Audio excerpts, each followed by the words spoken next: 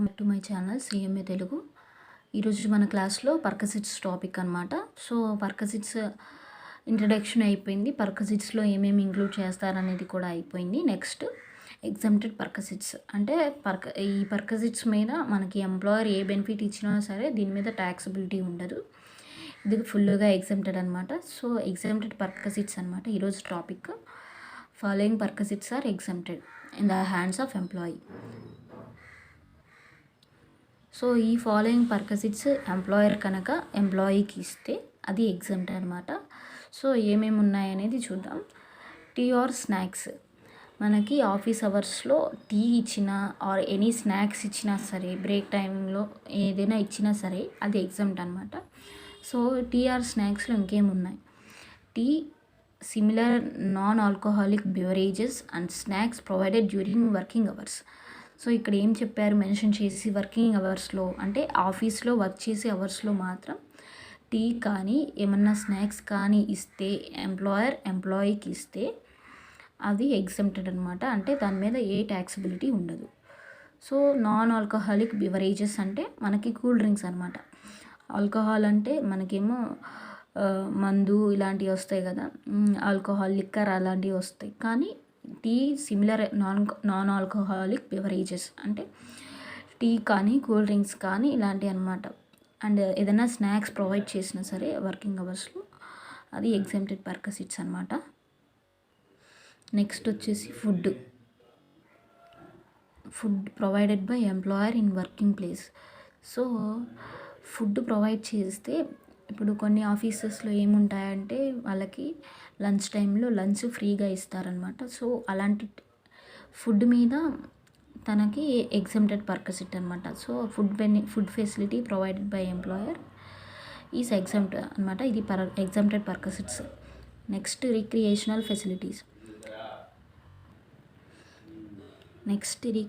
Facilities కూడా exempted అనమాట. ఇవి ఎగ్జామ్టెడ్ పర్కసిట్స్లో ఇచ్చారు. Recreational facilities extended to A group of ఎంప్లాయీస్కి ఏ అయితే రిక్రియేషనల్ ఫెసిలిటీస్ ఇస్తారో ఆ రిక్రియేషనల్ ఫెసిలిటీస్ అనేవి ఎగ్జామ్టెడ్ పర్కసిట్స్ అనమాట. Next goods sold to employees at concessional rates. అంటే ఎంప్లాయర్ ఏదైనా గూడ్స్ అమ్ముతానని అనుకోండి, తన ఎంప్లాయీస్ కొనుక్కుంటున్నాడు. సో ఎంప్లాయీస్కి గూడ్స్ అనేవి తక్కువ రేట్కి అమ్ముతున్నాడు. బయట వాళ్ళకేమో అమ్మే రేట్ కంటే ఎంప్లాయీకి తక్కువ రేట్కి అమ్ముతున్నాడు. So goods sold employees it concessional rates, ఇది కూడా పర్కసిట్స్ కిందకే వస్తుంది. Goods manufactured by the employer. So employer manufacture చేస్తున్నారు. ఏ గూడ్స్ అయితే ఎంప్లాయర్ మ్యానుఫ్యాక్చర్ చేస్తున్నారో ఆ గూడ్స్ తన ఎంప్లాయీస్కి తక్కువ రేట్కి ఇస్తున్నాడు, కన్సెషనల్ రేట్స్కి అమ్ముతున్నాడు. సో ఇది కూడా పర్కసిట్స్ అనమాట. ఇందాకేం చెప్పారు, షేర్స్ కానీ సెక్యూరిటీస్ కానీ అండ్ ఏదైనా రెంట్ ఫ్రీ అకామిడేషన్ కానీ ఆర్ కన్సెషనల్ రెంట్ కానీ లేకపోతే ఏదైనా బెనిఫిట్ కానీ or benefit or amenity free of cost కానీ ఆర్ అట్ కన్సెషనల్ రేట్కి ఇచ్చినా సరే ఎగ్జామ్టెడ్ పర్కసిట్ అనేది ట్యాక్సిబుల్ అని చెప్పారు. ఫ్రీ ఆఫ్ కాస్ట్కి ఇచ్చిన, కన్సెషనల్ రేట్కి ఇచ్చిన. కానీ ఇక్కడ ఏం చెప్పారు, గూడ్స్ కన్సెషనల్ రేట్కి ఇస్తే అంటే ఎంప్లాయర్ ఏ గూడ్స్ అయితే మ్యానుఫ్యాక్చర్ చేస్తున్నారో ఆ గూడ్స్ని కన్సెషనల్ రేట్కి ఇస్తే అది ఎగ్జామ్టెడ్ పర్కసిట్స్ అన్నారు. ఇక్కడ గూడ్స్ అని మెన్షన్ చేశారు. గూడ్స్ అమ్ముతున్నాడు ఎంప్లాయీస్కి తక్కువ రేట్కి. సో ఈ గూడ్స్ అయితే మ్యానుఫ్యాక్చర్ చేస్తున్నారో ఆ గూడ్స్ని అమ్ముతున్నందుకు, తక్కువ రేట్కి అమ్ముతున్నందుకు వచ్చే బెనిఫిట్ అనమాట. సో ఇది exempted perquisite. Next convenience facility provided to employees for journey between office and residence and vice versa. Convenience facility అంటే ట్రాన్స్పోర్టేషన్ ఫెసిలిటీ అనమాట. సో ఎంప్లాయర్ ఏదైనా బస్ కానీ ఏదైనా వెహికల్ కానీ వ్యాన్ కానీ ఇలాంటి ఏదైనా వెహికల్ అరేంజ్ చేశారనుకోండి ఆఫీస్ నుంచి రెసిడెన్స్కి, మన స్కూల్ బస్ ఎలా అయితే ఉంటుందో స్కూల్ నుంచి ఇంటికి, ఇంటి నుంచి స్కూల్కి, అలాగే ఆఫీస్ నుంచి ఇంటికి, ఇంటి నుంచి ఆఫీస్కి ఏదైనా ట్రాన్స్పోర్ట్ ఫెసిలిటీ ఎంప్లాయీకి ఇచ్చారనుకోండి అది ఎగ్జామ్టెడ్ అనమాట. ఇది కన్వీనియన్స్ ఫెసిలిటీ. ఏదైతే జర్నీ ఇంటి నుంచి ఆఫీస్కి వెళ్ళి రావడానికి ఆర్ ఆఫీస్ నుంచి ఇంటికి రావడానికి ఏదైతే ట్రాన్స్పోర్ట్ ఫెసిలిటీ ఇచ్చారో ఎంప్లాయీకి అది ఎగ్జామ్టెడ్ పర్కసిట్ అనమాట. And any conveyance facility to the judges of high court and supreme court. And మనకి కోర్ట్ అంటే తెలిసిందే, జడ్జెస్ ఉంటారు, లాయర్స్ ఉంటారు, సో అడ్వకేట్లు ఉంటారు. సో ఆ హైకోర్ట్ జడ్జికి కానీ సుప్రీంకోర్టు జడ్జికి కానీ ఏదైనా కన్వెయన్స్ ఫెసిలిటీ ఇచ్చారనుకోండి, అంటే కోర్టు నుంచి ఇంటికి వెళ్ళడానికి, ఇంటి నుంచి కోర్టుకి రావడానికి ఏదైనా ట్రాన్స్పోర్ట్ ఫెసిలిటీస్ ఇస్తే అది ఎగ్జామ్టెడ్ పర్పసిట్ అనమాట. అది ఎంప్లాయీకి ఇచ్చిన ఆర్ జడ్జెస్కి ఇచ్చినా సరే, హైకోర్టు జడ్జికి, సుప్రీంకోర్టు జడ్జికి ఇచ్చినా సరే ఇది exempted perquisites. So tea or snacks, food, recreational facilities, goods sold to employees at concessional rate, conveyance facility, ఇవన్నీ కూడా ఎగ్జామ్టెడ్ పర్పసిట్స్ అనమాట. అండ్ నెక్స్ట్ ఏమవుతుందంటే నెక్స్ట్ ఎగ్జామ్టెడ్ పర్పసిటీ ఏంటంటే ట్రైనింగ్ అనమాట. సో మనకి ఏంటంటే అప్రెంటిస్ అని అంటారు. కొన్ని ఆఫీసెస్లో, కొన్ని ప్లేసెస్లో ఏంటంటే వర్క్ చేయడానికి ముందే కూడా ఏమేమి వర్క్ ఎలా చేయాలని చెప్పి ట్రైనింగ్ ఇస్తారనమాట. సో అది ట్రైనింగ్ అనమాట. Amount spent on training of employees including boarding and lodging expenses for such training కోసం ఏదైతే ఎక్స్పెన్సెస్ చేశారో, ఇప్పుడు ఎంప్లాయీ కంపెనీలో అపాయింట్ అయ్యాడు, అప్పుడు వెంటనే ఏం వర్క్ చేయాలనేది తెలియదు. కొన్ని రోజులు, కొన్ని నెలలు వర్క్ ఎలా చేయాలని నేర్పిస్తారనమాట. దాన్ని ట్రైనింగ్ అంటాం, ప్రొబేషనరీ పీరియడ్ ఇలాంటివి అంటాం.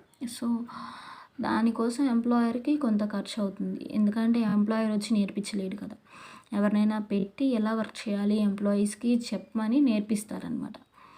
So amount spent on training, ఇది తన బెనిఫిట్ కోసం మాత్రం చేసుకుంటున్నాడు కదా, ఎంప్లాయీస్కి నేర్పించి పనిలో పెట్టుకుంటున్నాడు. సో ఇది ఎగ్జామ్టెడ్ పర్పసిట్ అనమాట. ఈ ట్రైనింగ్ మీద ఏదైనా అమౌంట్ ఎంప్లాయీ కోసం ఖర్చు పెట్టినా సరే ఇది ఎగ్జామ్టెడ్ పర్పసిట్ అనమాట. దీని మీద ట్యాక్స్ పే చేయాల్సిన అవసరం లేదు. Next services rendered outside India. ఇండియాలో కాకుండా ఏదైనా ఫారిన్ కంట్రీస్లో సర్వీసెస్ రెండర్ చేస్తే అది exempted perquisites. Any perquisites allowed outside India by the government to a citizen of India for rendering services outside India. మనం ఇంతకుముందు క్లాస్లో తెలుసుకున్నాం, మన గవర్నమెంట్ ఎంప్లాయీ అవుట్ సైడ్ కంట్రీలో వర్క్ చేస్తున్నారు, అప్పుడు ఎగ్జామ్ చేసాం అనమాట, ఎగ్జామ్టెడ్ అలవెన్సెస్లో వస్తుంది. అలాగే సేమ్ అనమాట పర్పసిట్స్లో కూడా ఇండియాలో కాకుండా గవర్నమెంట్ ఎంప్లాయీ అవుట్ సైడ్ ఇండియాలో కనుక సర్వీసెస్ చేస్తే ఇది ఎగ్జామ్టెడ్ అనమాట. సో ఇది ఎగ్జామ్టెడ్ పర్పసిట్స్ అనమాట. Any perquisite allowed outside India by the government to a citizen of India, కానీ ఆ వర్క్ చేసిన ఎంప్లాయీ సిటిజన్ ఆఫ్ ఇండియా అయి ఉండాలి. For rendering services outside India. So ఇండియాలో కాకుండా ఏదైనా ఫారిన్ కంట్రీలో వర్క్ చేస్తున్నాడు ఒక ఎంప్లాయీ, మన ఇండియన్ సిటిజన్. సో ఈ ఇండియన్ సిటిజన్కి ఏదైనా పర్పసిట్ కానీ ఏదైనా బెనిఫిట్ కానీ వచ్చిందనుకోండి, ఆ పర్పసిట్ అనేది ఎగ్జామ్ట్ అనమాట. దాని మీద ఆ గవర్నమెంట్ ఎంప్లాయీ ట్యాక్స్ పే చేయాల్సిన అవసరం లేదు. Next contribution in specified schemes. Employer contribution to a pension or deferred annuity scheme. మన ఇందాక కొన్నిట్లో సూపర్ యాన్యుయేషన్ ఫండ్ అని, రికగ్నైజ్డ్ ప్రావిడెంట్ ఫండ్ అని ఏదైనా సరే ఎంప్లాయీ ఈ ఫండ్లో డిపాజిట్ చేస్తే దాని మీద ట్యాక్సిబిలిటీ ఉంటుంది, పర్పసిట్స్లో ఇంక్లూడ్ చేయాలని చెప్పాం. అదే ఫండ్ మామూలుగా పెన్షన్లో కానీ డిఫర్డ్ యాన్యుటీ స్కీమ్లో కానీ ఎంప్లాయీకి ఏదైనా బెనిఫిట్ కోసం డిపాజిట్ చేశాడు అనుకోండి, దాని మీద ఏ ట్యాక్సబిలిటీ లేదు, అది ఎగ్జామ్టెడ్ పర్పసిట్స్ అనమాట. ఇక్కడ చెప్పినట్టు కాంట్రిబ్యూషన్ టు పెన్షన్ అంటే ఇక్కడ ఏంటి, రికగ్నైజ్డ్ ప్రావిడెంట్ ఫండ్కి కాకుండా, ఏ ప్రావిడెంట్ ఫండ్కి కాకుండా పెన్షన్కి ఎంప్లాయర్ కంట్రిబ్యూట్ చేశాడు ఎంప్లాయీ బెనిఫిట్ కోసం. సో ఈ పర్పసిట్ అనేది ఎగ్జామ్ట్ అనమాట. అలా కాకుండా రికగ్నైజ్డ్ ప్రావిడెంట్ ఫండ్కి కానీ, డిపాజిట్ లింక్డ్ ఇన్సూరెన్స్ ఫండ్కి కానీ ఇలాంటి వాటికి ఎంప్లాయర్ కంట్రిబ్యూట్ చేస్తే అదేమో ట్యాక్సిబుల్ పర్పసిట్. ఇదైతే exempted perquisites. Employer contribution to staff group insurance scheme.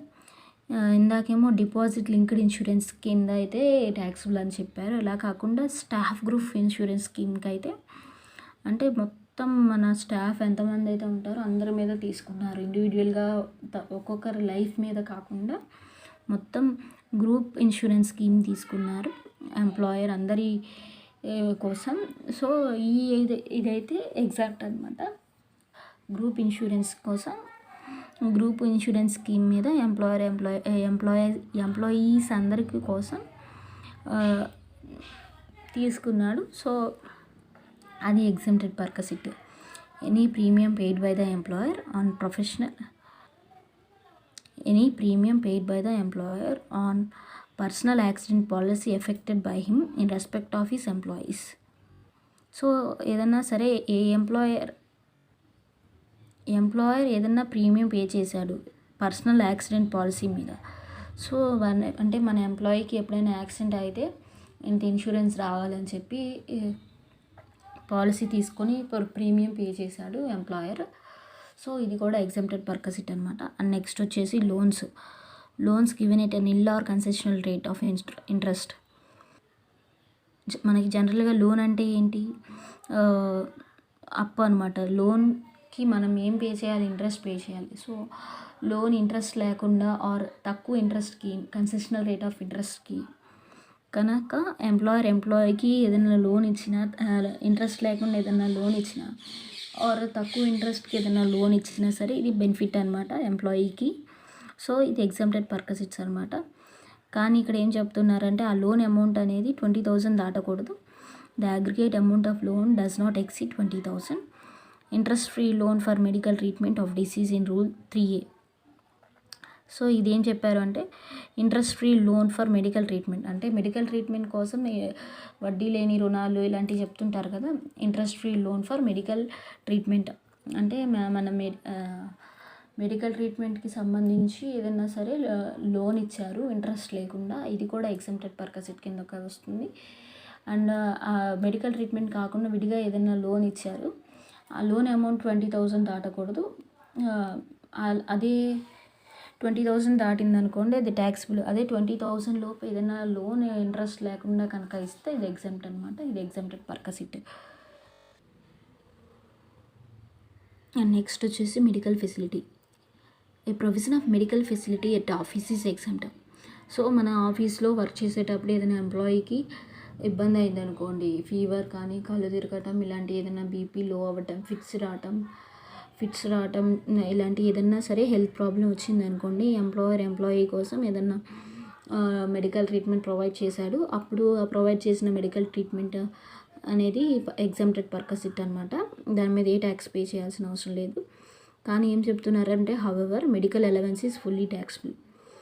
అలా కాకుండా మెడికల్ అలవెన్స్ అనేది మనం అలవెన్సెస్లో చూసాం, మెడికల్ అలవెన్స్ అనేది ఫుల్గా ట్యాక్స్బుల్ అవుతుంది. అలా కాకుండా మెడికల్ ఫెసిలిటీ ఇట్ ఆఫీస్ అయితే మాత్రమే ఎగ్జామ్ట్. అంటే ఆఫీస్లో ఏదైనా చిన్న మెడిసిన్ ఇవ్వటం, లేకుంటే ఏదైనా ఇంజెక్షన్ చేసి ఏదైనా ట్రీట్మెంట్ ఇవ్వటం, ఇలాంటివి ఆఫీస్ అవర్స్లో ఏదైనా ఎంప్లాయీకి ఇబ్బంది అయినప్పుడు పర్సనల్గా ఏదైనా మెడికల్ ఎక్స్పెన్సెస్ ఎంప్లాయర్కి ఇంకర్ అయిందనుకోండి, అది ఎగ్జామ్ట్ అనమాట. అది ఎగ్జామ్టెడ్ పర్పస్. దాని మీద ఏ ట్యాక్స్ పే చేయాల్సిన అవసరం లేదు. అలా కాకుండా మెడికల్ అలవెన్స్ అయినా అది ఏదైనా ఇస్తే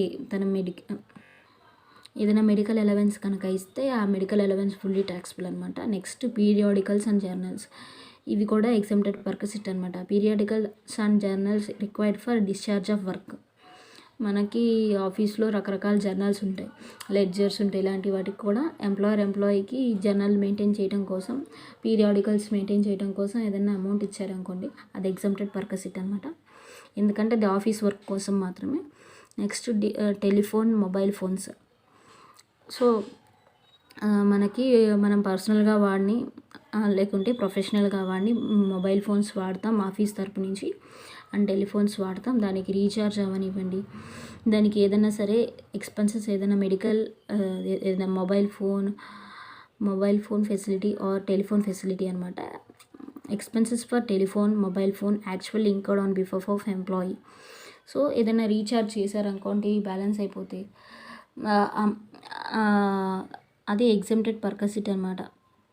expenses for telephone, mobile phones actually incurred on behalf of employees by the employer.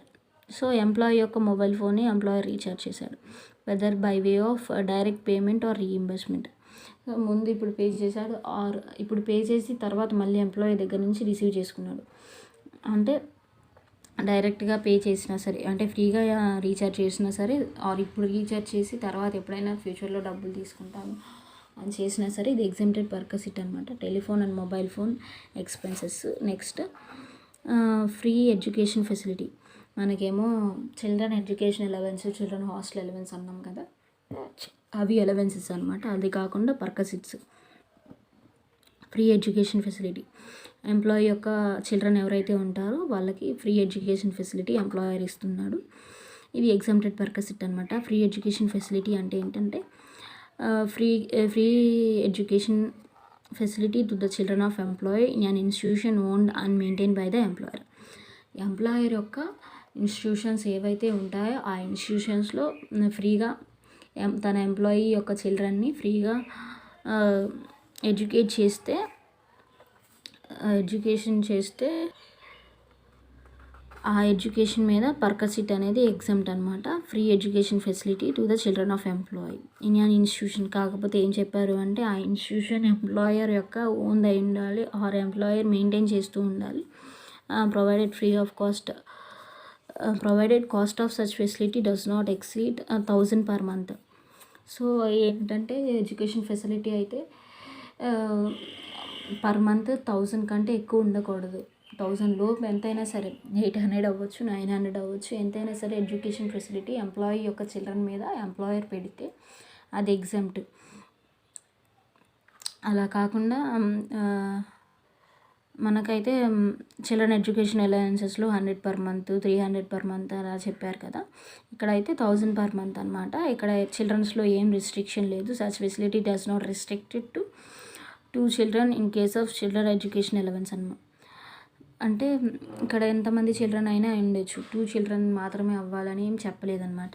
So ఇక్కడ చిల్డ్రన్ ఎడ్యుకేషన్ ఫ్రీ ఎడ్యుకేషన్ ఫెసిలిటీలో ఈ పర్కసిట్స్లో ఎంతమంది చిల్డ్రన్ అయినా ఉండొచ్చు. ఒక్కొక్క చిల్డ్రన్కి 1000 అవుతుంది. 1000 మాత్రమే ఉండాలి, ఎక్కువ ఉండకూడదు. ఇది 2 childrenకి 3 childrenకి అలాంటి ఏ రిస్ట్రిక్షన్స్ లేదు. చిల్డ్రన్ అనేది ఎంతమంది అయినా ఉండొచ్చు. And next computer or laptop. Computer or laptop provided whether to use at office or at home. So ఇప్పుడు ఎంప్లాయీ వర్క్ చేయడం కోసం తన దగ్గర ఎటువంటి ల్యాప్టాప్ లేదు, ఎటువంటి కంప్యూటర్ లేదు, కానీ తను చేసే వర్క్ అంతా computer based or laptop based అయి ఉంటుంది. సో అప్పుడు ఎంప్లాయర్ వర్క్ చేయించడం కోసం ఏదైనా ల్యాప్టాప్ కానీ కంప్యూటర్ కానీ ఇచ్చాడు అనుకోండి, అది ఎగ్జామ్టెడ్ పర్కసిట్ అనమాట. ఆ కంప్యూటర్ పర్సనల్గా యూజ్ చేసుకోవచ్చు ఆర్ ప్రొఫెషనల్గా యూజ్ చేసుకోవచ్చు. ఎలా యూజ్ చేసినా సరే అది ఎగ్జామ్టెడ్ పర్కసిట్ అనమాట. Computer or laptop provided whether to use at office or at home. అంటే ఇంటి దగ్గర యూజ్ చేసుకోవచ్చు, ఆఫీస్లో యూజ్ చేసుకోవచ్చు. ఇక్కడే యూజ్ చేయాలని ఏ రిస్ట్రిక్షన్ లేదు. ఆఫీస్లో వాడినా ఆర్ ఇంట్లో వాడినా సరే ఆ కంప్యూటర్ ఆర్ ల్యాప్టాప్ అనేది ఎగ్జామ్టెడ్ పర్కసిట్ అనమాట. దాని మీద ఏ ట్యాక్స్ పే చేయాల్సిన అవసరం లేదు. Next movable assets. Movable assets అంటే ఏంటంటే sale are gift of any movable assets to employee after being used by the employer for 10 or more years other than car and electronic items. So ఇక్కడ movable assets అంటే ఏదైతే మన వస్తువుల్ని move చేస్తూ ఉంటామో ఎక్కడి నుంచి అక్కడికి, అలాంటి వాటిని ఏదన్నా 10 years ఎంప్లాయర్ వాడుకొని ఇంకా చాలా ఓల్డ్ అయిపోయిందని చెప్పి ఇచ్చేసారు అనుకోండి, కార్ కానీ ఒక ఎలక్ట్రానిక్ డివైజులు తప్పితే ఇంకేది ఇచ్చినా సరే మూవబుల్ అసెట్స్ అనుకోండి. అంటే సపోజ్ టీవీ, ఫ్యాన్, ఫ్రిడ్జ్ ఇలాంటివి అనుకోండి, సేల్ అమ్మేసిన ఆర్ గిఫ్ట్ ఇచ్చినా సరే ఆల్రెడీ 10 years ఎంప్లాయర్ వాడి ఎంప్లాయీకి ఇస్తున్నాడు. సో అంత ఓల్డ్ దాని మీద ఎందుకు ఇంకా పర్కసిట్ ట్యాక్స్ చేయడం అని చెప్పి 10 years అనేది ఒక లిమిట్ చెప్పారు. ఏదన్నా ఐటమ్, ఏదన్నా మూవబుల్ అసెట్ 10 years ఎంప్లాయర్ వాడి ఎంప్లాయీకి ఇస్తే, వెరీ ఓల్డ్ అయిపోయిందని చెప్పి ఎంప్లాయీకి ఇస్తే ఆ మూవబుల్ అసెట్ మీద పర్కసిట్స్ అనేవి ఛార్జ్ చేయరు. అండ్ ఇది ఎగ్జామ్టెడ్ పర్కసిట్స్ అనమాట. Next leave travel concession. Leave travel concession అనేది మనం నెక్స్ట్ టాపిక్లో చూద్దాం. And rent free accommodation. Rent free accommodation అంటే ఏంటి? మనం ఇందాక చెప్పాము the value of rent free accommodation, ఇది కూడా ఇంక్లూడ్ అవుతుందని. కానీ ఎక్స్క్లూడ్ అయ్యేది ఏంటంటే ఎగ్జామ్టెడ్ ఉన్న రెంట్ ఫ్రీ అకామిడేషన్ ఏంటి?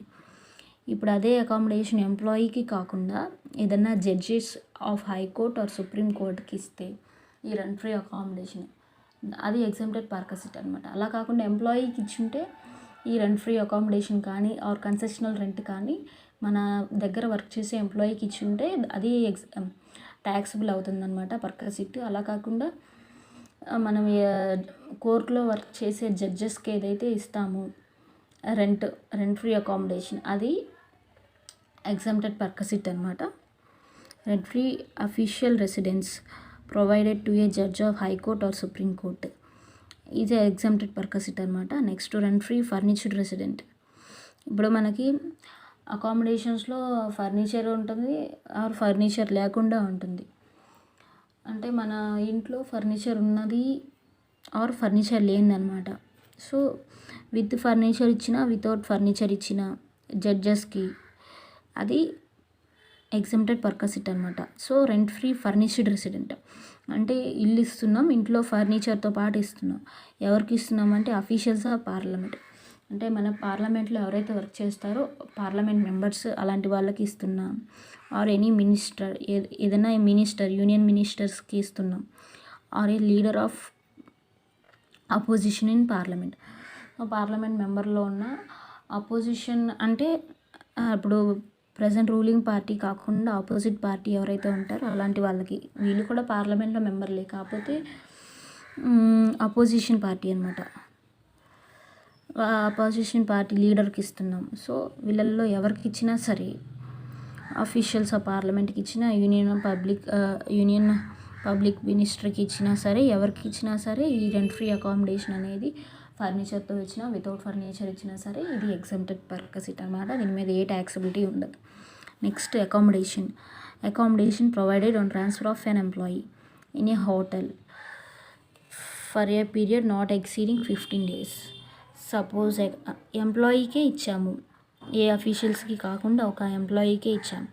సో ఎంప్లాయీకి ఇచ్చినప్పుడు వెంటనే, కానీ అకామిడేషన్ ఎందుకు ఇచ్చామంటే ట్రాన్స్ఫర్ అయ్యారు, ఇక్కడి నుంచి అక్కడికి ట్రాన్స్ఫర్ అయ్యాడు. ట్రాన్స్ఫర్ అయ్యగానే ఇమీడియట్గా తనకి ఇల్లు ఏం దొరకదు, అక్కడ ప్లేస్ ఆఫ్ అకామిడేషన్ అనేది వెంటనే ఏం దొరకదు ఎంప్లాయీకి, కొంత టైం పడుతుంది అనమాట. ఎంప్లాయీకి కొంత టైం పడుతుంది అనమాట, వెంటనే పట్టదు.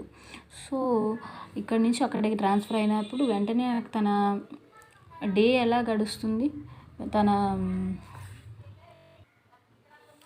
సో అక్కడ కొన్ని రోజులు ఉండి తను వేరే ఇల్లు వెతుక్కోవాలి, ఇలాంటివన్నీ కూడా అకామిడేషన్ రెడీ చేసుకోవాలన్నమాట ఉండటానికి. సో కొంచెం టైం పడుతుంది. సో ఒక 15 days నేను ఇస్తాను నీకు హోటల్ ఫెసిలిటీ అని చెప్పి ఎంప్లాయర్ ఏదైనా అకామిడేషన్ ఇస్తున్నా. సో 15 days లోపు ఏ అకామిడేషన్ ఇచ్చినా సరే, రెంట్ ఫ్రీ ఇచ్చినా, రెంట్ లేకుండా ఇచ్చినా, ఎలా ఇచ్చినా సరే, ఇక్కడి నుంచి అక్కడికి ట్రాన్స్ఫర్ అయినప్పుడు ఎంప్లాయీ ఏ ఇబ్బంది పడకుండా తనే అకామిడేషన్ ప్రొవైడ్ చేశాడనమాట ఎంప్లాయీ కోసం. సో ఒక 15 days వరకు మాత్రం ఎగ్జామ్టెడ్ అనమాట, 15 days దాటకూడదు. సో ఈ 15 daysలో అక్కడ ఉండడానికి ఒక ప్లేసు, ఒక ఇల్లు, ఒక అకామిడేషన్ ఫెసిలిటీ అనేది ఎంప్లాయీ రెడీ చేసుకునేంత వరకు ఒక 15 days మాత్రం వరకు మనం ఎంప్లాయీకి రెంట్ లేకుండా ఫ్రీగా ఇవ్వచ్చు. సో అలా ఇచ్చినప్పుడు ఆ పర్పసిట్ అనేది ఎగ్జామ్టెడ్ పర్పసిట్ అనమాట. Next, in a remote area to an employee working at a mining site or an onshore exploration site or a project execution site or a dam site or a power generation site or an offshore site. And ఏదైనా ఎంప్లాయీకి mining సైట్లో work చేసే ఎంప్లాయీకి కానీ, onshore exploration సైట్లో work చేసే ఎంప్లాయీకి కానీ, are ఏదైనా remote ఏరియాలో work చేసే ఎంప్లాయీకి కానీ, అండ్ ప్రాజెక్ట్ ఎగ్జిక్యూషన్ సైట్, ఏదైనా ప్రాజెక్ట్ చేసాము, ఆ ప్రాజెక్ట్ ఎగ్జిక్యూట్ ఎక్కడైనా చేస్తున్నాము ఒక ప్లేస్లో, అలాంటి ప్లేస్లో ప్రాజెక్ట్ ఎగ్జిక్యూషన్ సైట్లో వర్క్ చేసే ఎంప్లాయీకి కానీ, అరే డ్యామ్ సైట్, డ్యామ్కి దగ్గరలో ఉన్న సైట్లకు కానీ, పవర్ జనరేషన్ సైట్, మన ఎలక్ట్రిసిటీకి సంబంధించిన పవర్ ఏదైనా జనరేషన్ చేసే సైట్లో ఎంప్లాయీ వర్క్ చేస్తున్నాడు, ఆర్ ఆఫ్ షోర్ సైట్లో వర్క్ చేస్తున్నాడు. ఇలాంటి రిమోట్ ఏరియాల్లో ఉండే ఎంప్లాయీస్కి ఏంటంటే అక్కడ అకామిడేషన్ అనేది ఈజీగా దొరకదు. సో ఎంప్లాయీ ఇబ్బంది పడకుండా ఎంప్లాయరే అకామిడేషన్ ఇస్తున్నాడు. అప్పుడు అలాంటి ఎంప్లాయీకి ఆ రిమోట్ ఏరియాలో వర్క్ చేసే ఎంప్లాయీకి అకామిడేషన్ ప్రొవైడ్ చేస్తే ఆ అకామిడేషన్ మీద ఏ పర్కసిట్ అనేది ఉండదు, అది ఎగ్జామ్టెడ్ పర్కసిట్.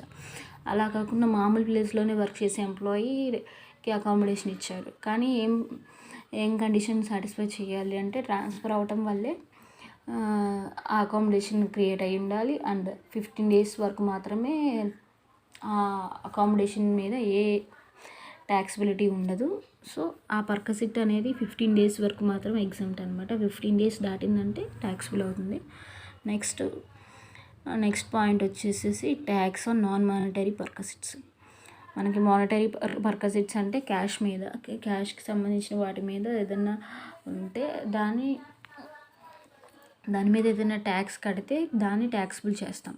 అలా కాకుండా నాన్ మానిటరీ పర్కసిట్స్ మీద ఏదైనా ట్యాక్స్ ఉందనుకోండి, అది ఎంప్లాయీకి ఉందనుకోండి, నాన్ మానిటరీ పర్కసిట్స్ మీద అది ఎంప్లాయర్ పే చేశాడు అనుకోండి, అప్పుడు ఇది ఎగ్జామ్ట్ అనమాట.